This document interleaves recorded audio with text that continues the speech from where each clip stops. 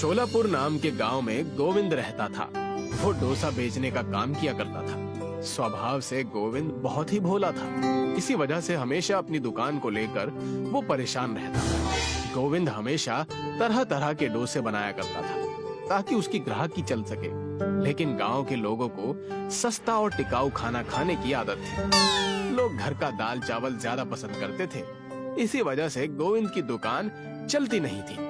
गोविंद के डोसे की दुकान ना चलने की वजह से गोविंद और उसके बेटे विकास ने निर्णय लिया। पिताजी, हमें अब डोसा का व्यापार गांव में नहीं शहर में जाकर करना होगा, क्योंकि यहाँ के लोग बहुत कंजूस हैं। मैंने शहर में देखा है कि वहाँ लोग ज्यादातर बाहर का ही खाना खाते हैं और अब तो मोबाइल से मंगवा कर भी खा लेते हैं। अरे जानता तो मैं भी हूँ, लेकिन उतने पैसे कहाँ से लाएंगे बेटा।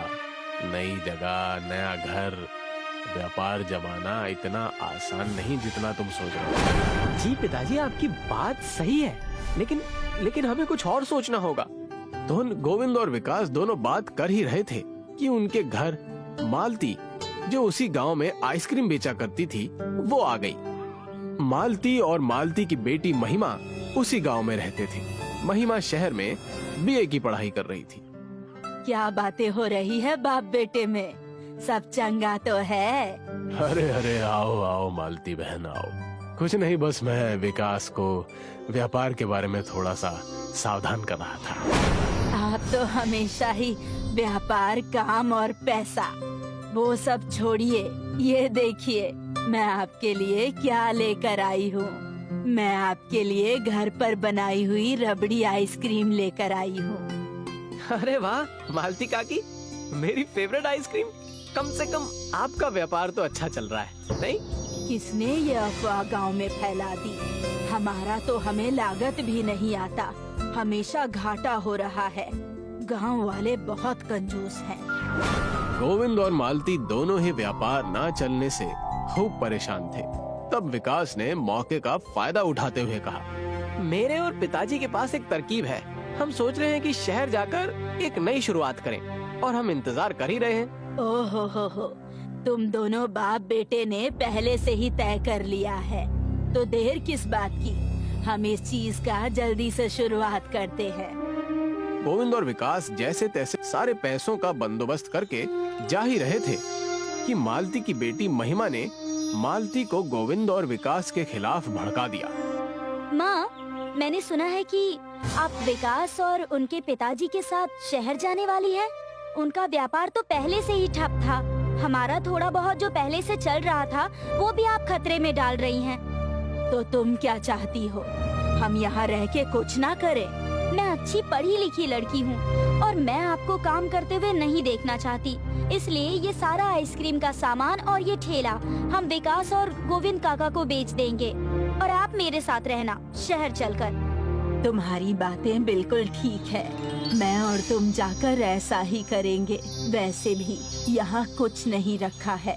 शहर में कम से कम 2 वक्त की रोटी तो होगी। मालती और महिमा अपना सारा सामान और आइसक्रीम का ठेला लेकर विकास और गोविंद के घर पहुँचे। गोविंद भैया, मैं आपके साथ शहर नहीं चल सकूंगी। आप मेरा आइसक्रीम का सामान रख लीजिए। जैसे ही आपकी थोड़ी बहुत कमाई हो जाए तो आप मुझे कुछ पैसे दे दीजिएगा। उसी से मेरा गुजारा हो जाएगा। लेकिन बीच में हमसे पैसे मत मांगना। पैसों से रिश्ते खराब होते हैं और मैं नहीं चाहता कि ऐसा हो। बात तो आपकी बिल्कुल सच है। बस पैसों से रिश्ते जरूर खराब हो जाते हैं। मैं इसका ध्यान रखूंगी और मेरे न रहने पर आप अपनी सेहत का ध्यान रखना मत भूलिएगा।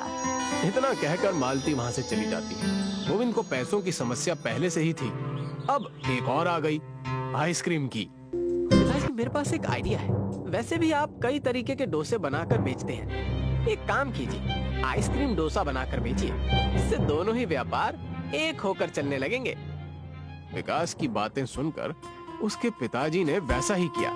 शहर ना जाकर गांव में ही आइसक्रीम डोसा बनाकर बेचना शुरू कर दिया। गांव वालों को जब पता चला कि गोविंद और विकास गांव में आइसक्रीम डोसा बेच रहे हैं, गांव वाले अपने आप को रोक नहीं पाए और उनके आइसक्रीम डोसा का व्यापार बढ़ाने उनकी दुकान चले गए।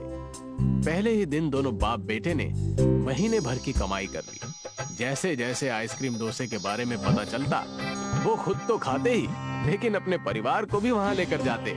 आइसक्रीम डोसा सब जगह प्रसिद्ध हो गया था।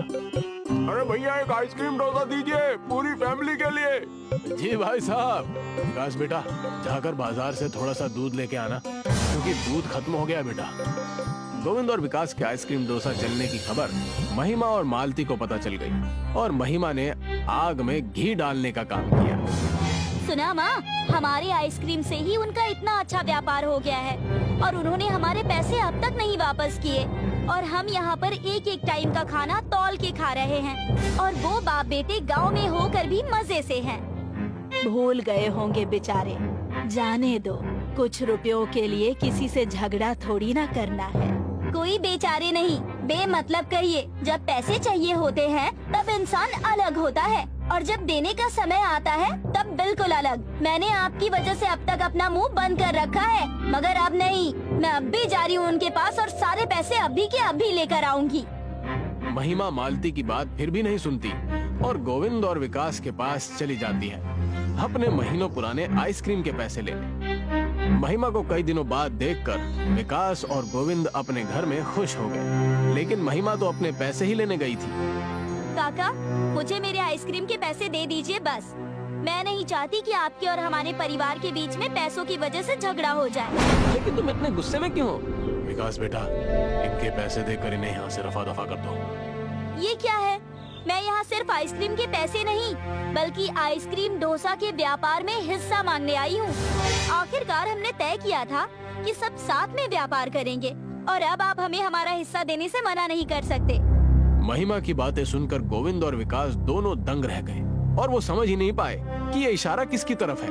फिर उसी वक्त मालती वहाँ पर आ गई। इस चुड़ैल को तो मैं देख लेती हूँ। गोविंद भाई साहब, आप उसकी चिंता मत कीजिए। आई बड़ी हिस्सा मांगने वाली। सुबह उठकर बिस्तर तक नहीं उठाने को होता है और तुम हिस्सा मांग रही हो। मालती महिमा को लेकर जा ही रही थी कि गोविंद ने उन्हें रोक दिया। अरे ठहरो बच्ची ठहरो, मैं पहले से ही विकास और मालती के आइसक्रीम डोसे की एक बड़ी सी कैंटीन खोलने को सोच रहा था। सच, आपने मेरी बेटी की भी किस्मत चमका दी। हमेशा मैं आपकी शुक्रगुजार रहूंगी। मुझे माफ कर दीजिएगा काका, मैंने बहुत बड़ी गलती कर दी। अरे इसमें माफी मांगने की क्या बात हुई? ये तो सब जीवन का नियम है। इतना सुनते ही महिमा की आंखों में आंसू आ जाते हैं। तब विकास और महिमा मिलके बड़ी सी आइसक्रीम डोसा की कैंटीन खोलते हैं और वहाँ व्यापार करते हैं। अब इस व्यापार में तुम हमेशा मेरा साथ देना और मैं तुम्हारा दूंगी। अगर तुमने कोई चालाकी की तो तुम्हारी खैर नहीं।